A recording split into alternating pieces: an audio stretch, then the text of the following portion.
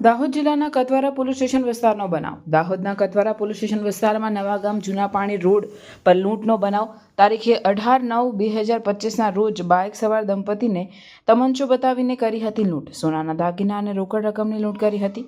દાહોદ જિલ્લાના પોલીસ વડા રવિરાજસિંહ જાડેજા સાહેબના નેતૃત્વ હેઠળ તપાસનો ધમધમાટ શરૂ કરી લૂંટ કરનાર આરોપીઓને ઝડપી લીધા હતા. જૂના પાણી નવાગામ રોડ પર રિકન્સ્ટ્રક્શન લૂંટેલા સોનાના દાગીના પોલીસે કર્યો 100% રિકવરી.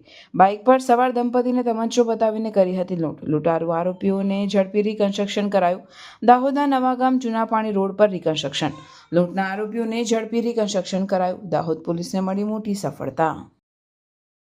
2025 અને 18/9/2025ના કતવારા પોલીસ સ્ટેશન વિસ્તારમાં બે બળજબરીપૂર્વક પડાવી લેવાના બનાવ બન્યા હતા.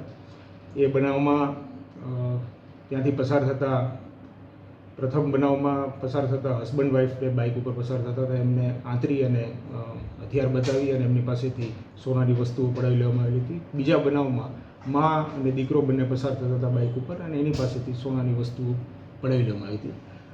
આ ગુનાના અનુસંધાને દાહોદ જિલ્લા પોલીસ દ્વારા જુદી જુદી ટીમો બનાવવામાં આવી હતી અને હ્યુમન ઇન્ટેલિજન્સ અને ટેકનિકલ ઇન્ટેલિજન્સના આધારે ડિટેલમાં તપાસ કરતાં ગુનાને અંજામ આપનાર ગેંગનો પર્દાફાશ થયો છે અને એમાં બે આરોપીઓને હસ્તગત કરવામાં આવેલા છે. આ બંને આરોપીઓ પાસેથી અમને જે આ બંને બનાવોમાં જે સોનાની વસ્તુઓ લૂંટી લેવામાં આવેલી હતી એ રિકવર કરવામાં આવેલી છે. આ બંને આરોપીઓના રિમાન્ડ પણ લેવામાં આવેલા છે. હાલ સોમવાર સુધીના અમને રિમાન્ડ આપવામાં આવેલા છે અને રિમાન્ડ દરમિયાન એમની સાથે આ ગેંગમાં આકૃત્યમાં બીજા કેટલા સાગીરતો છે, એમણે ગુજરાતમાં અને અન્ય રાજ્યોમાં આવા કેટલા ગુનાઓને અંજામ આપેલો છે એ વિશે તપાસ કરવામાં આવશે.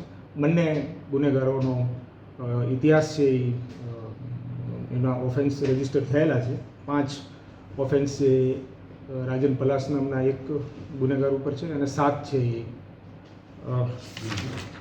દિવાન પલાસ ઉપર 7 ઓફેન્સ રજિસ્ટર થયેલા છે.